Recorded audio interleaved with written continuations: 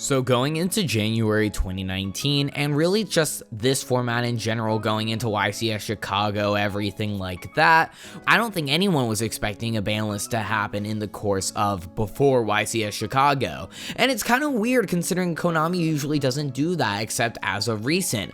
But we have a new ban list right before YCS Chicago. And in today's video, I'm going to ask the question, did the January 2019 ban list fix the problem?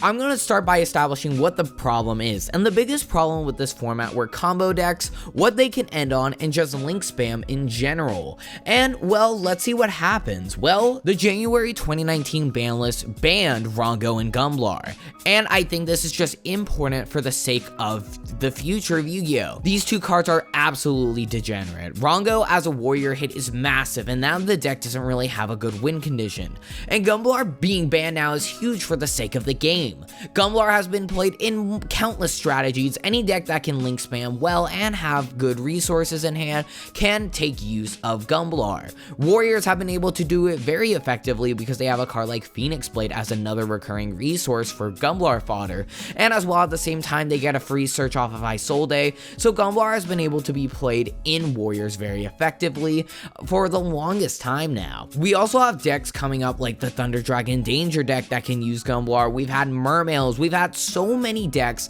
that can use Gumblar very effectively, and just because of the fact that it can discard 4 cards is just not healthy for the game whatsoever, and definitely needed to be banned. Slash Draw to 1 is another big hit to solve the problem. We had Danger being able to use Slash Draw as an FTK effectively, so for example, Danger could obviously dig through their entire deck. They could use Saryuja, they could use Grinder Golem to get you access to Saryuja to get further access, and also Saryuja could stack the bottom of the deck, so because this deck just can keep on digging through your deck, that means you can eventually get the Slash Draw FTK to resolve. And speaking of Grinder Golem, it got banned as well, which I'll talk more about that in a second. But I think Slash Draw to 1 definitely is a big cause to help stop all of this degeneracy in the game.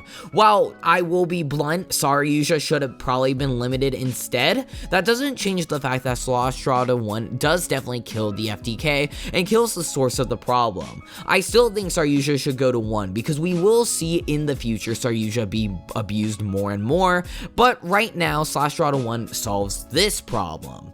Dark Grepher to 1 is an indirect Orcust hit, as in the future we're getting more Orcust support. If you want to see a video on the Orcust archetype and the new support and why they're going to be top tier, click in the top right corner, and in the OCG they are already top tier. So with that in mind, Dark Grepher to 1 is a big hit to Orcust, but as well at the same time it's also a hit to just combo decks in general and just the ability to get darks in the grave. The issue has been, as of recent, there have been so many good effective waves of putting dark monsters in the grave, and Dark Grepher to 1 and Armageddon Knight to 1 really hinders the ability to put dark monsters in the grave. You have Isolde to special summon them from the deck, but then it's just not nearly as powerful, especially considering Dark Grepher could generically be run. Soul Charge banned is probably the biggest sign that Konami was really trying to hit combo decks and really just wanted to end the problem that combo decks had. Soul Charge has been a card that should have been banned a long time ago. Considering the fact that you could special summon at least 5 cards from your graveyard, that is mind-boggling considering how much advantage that can get you. Soul Charge is the ultimate top deck. It's just there are so many good uses with Soul Charge. It's the ultimate combo extender. No matter what, Soul Charge will guarantee you game. Well, not always, but Soul Charge is just such a powerful card, easily one of the 5 best cards in the game of all time, and 100% finally being banned means it's not the ultimate Saki one-of that it used to be. Now we have Fairy Tail Snow banned, and I think this is actually a really big deal, and honestly I think this is 100% one of the best hits on this list. So I predicted that Fairy Tail Snow was going to be banned on this list in my ban list prediction video, and the reason why I made that prediction is just because of how powerful Snow is, especially in unison with Thunder Dragons. It's been used in other decks over time, like Burning Abyss, which also took a big hit by Snow being banned. We have a deck like 60 card Grass, which was able to take advantage of Snow, so the idea of Snow still being around is mind-boggling. So the fact is Snow is now banned, and this is really big in general, especially as a hit to Thunder Dragon Danger, because let's keep this in mind. I would 100% think that Danger Thunder Dragon is the best deck of the previous format. By that I mean the format before this ban list takes effect and Savage Strike and everything. I think Thunder Dragon Danger is 100% the best deck. But now that Snow is banned, that entire deck is ruined. Snow was just too stupid of an enabler for that deck. Being able to banish Dark and Roar, being able to get you massive amounts of advantage is just not good for the game whatsoever. Especially considering the fact that, especially with Gumblar ban now, the deck can't abuse even more degeneracy with stuff like that. The deck just was going to become more and more degenerate over time. And sure, you can end on Curious and 2 Colossus, which isn't the most annoying board. You'd also have Snow Engrave. It's not like the most annoying board in the world, but it's definitely an intimidating board to go down against, especially because considering the next turn they're just going to out-resource you. The deck is absolutely scary. It's 100% the best deck of that format, or this format, considering the ban list hasn't taken effect yet, and the Snow ban 100% needed to happen for the sake of the game not having this deck exist. We also have Brilliant Fusion and Gold Sark Limited as more hits to Thunder Dragons. I think these hits were also essential. Even if you just ban Snow, that means that we still have Gold Sark at 3, which is a reinforcement of the army and a Zodiac Barrage for the deck. That's not even funny how powerful that is and how much consistency it gives you. Gold Sarcophagus needed to get limited, and I'm happy it's finally limited. It's basically the Rhoda or one of Zodiac Barrage of the deck, and I think that's definitely better than having 3 copies of it and it being such a power card. But Brilliant Fusion going to 1 is actually really interesting. So I find Brilliant Fusion going to 1 is kind of redundant, considering Snow's ban, and that was the best card you can send off of Brilliant Fusion. But now we also have Brilliant Fusion to 1, not only as a Thunder Dragon hit, but it also indirectly and directly hits Gem Knight FTK, which that deck could be seeing more play over time. It's just a matter of people actually wanting to play it. It's still definitely a good deck, but Brilliant Fusion going to 1 really hurts that deck. And so I think Brilliant Fusion was more limited just because of the idea that it can still be played in the future, and we have Thunder Dragons that could still run it, making it a more of a power consistency card like Gold Sark. So I think now that both of these cards are hit to 1, you will definitely still see Gold Sark played, obviously, but now you're not going to see Brilliant Fusion played, especially as a standalone engine without the Predaplants. If you're going to play Brilliant Fusion, you need to have the Predaplants, and so this limit really impacts those cards. I think one other cool thing that Konami did is actually another hit for combo decks. Midbreaker Field was limited, and I 100% think this was an absolute blessing of a hit. Honestly, I personally hate Magical Midbreaker Field. If I'm ever playing Striker and I have to go up against that card, I'm like going to lose that game against a Warrior deck. Even though there's all of these other hits, Midbreaker Field can be abused in the future with other combo decks, and so with Midbreaker Field being limited, I think this is great.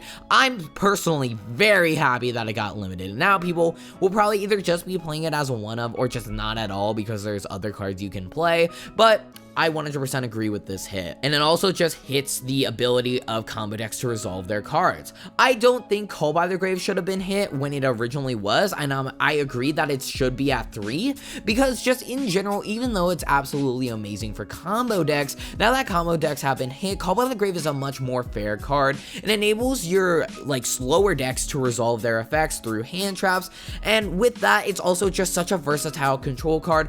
One of my favorite cards in the game right now, and so I think Call by the Grave should have stayed at 3, and it is at 3 still, and Midbreaker Field to 1 is definitely the correct hit. The big other factor about this list, like I've said with Link Spam in general, we have a lot of token generator hits. So we have Tomahawk ban, and while this might not seem that crazy at first, with Danger Nessie being a level 7, and we have Danger Dogman, and the Danger's putting level 7s on the field so easily, Danger Pure could easily abuse this card. We have other decks in the future that can potentially abuse Tomahawk. So Tomahawk, for the sake of the future of the game, definitely needed to get banned, and I think right now is actually probably the best time to ban it. Even though it's not really doing as much right now, Tomahawk is still a crazy card, and it being banned definitely solves a lot of issues, and it's another way to hit Dangers, pure Danger, without actually hitting any of the Dangers in specific. Grinder Golem is banned, and I also agree with this hit. Security Dragon is coming out in Dwarf dual power, and so that makes this card even more crazy. And plus, there are ways to access it. It being a one of doesn't really matter in the case of a danger deck,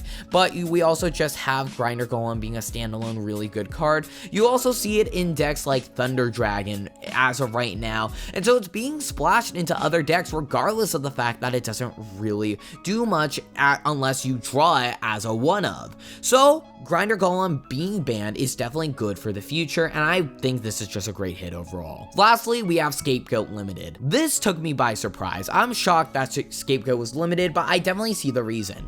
Again, this ban list's entire purpose, in my opinion, was to solve the problem, and honestly, this ban list has 100% fixed that problem. I'll talk more about that in a second. So basically, Scapegoat to 1 solves the issue, again, of just link spam, regardless of it being degenerate or not. Even though Scapegoat gets you +3, it puts 4 monsters on the field for free.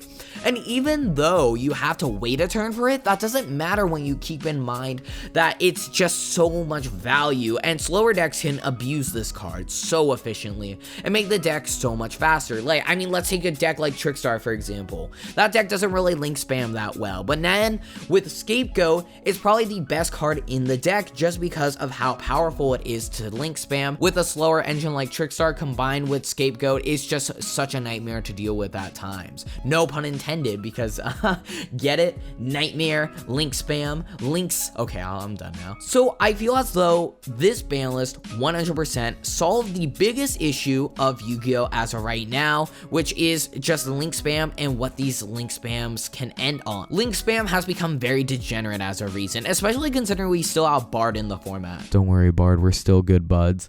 But Bard is just such a great card, but that's besides the point. I think eventually Bard will get banned, but right now Bard is not banned. It's not the biggest problem in the world considering other cards in the game, but I think Bard will eventually get banned, but that's besides the point. So to round this all up, I personally classify the problem as degenerate ways to link spam and degenerate endboards of said link spam. And if we're talking about that, then this ban list 100% solved the problem. The biggest issue with this list is it completely missed Striker and Altergeist, and I'll be talking about that in an entirely separate discussion tomorrow. But overall, this ban list is important for the future of links as a mechanic and 100% needed to happen for the future of Yu-Gi-Oh! Thank you guys so much for watching this video. I hope you enjoyed. If you want to support me further than just watching my YouTube videos, go down into the description and support me on Patreon. It helps out quite immensely. As well, if you guys want to talk to me further than just my YouTube comment section, go down into the description and join my Discord server. Thank you guys so much for watching, and with that, I hope to see you soon.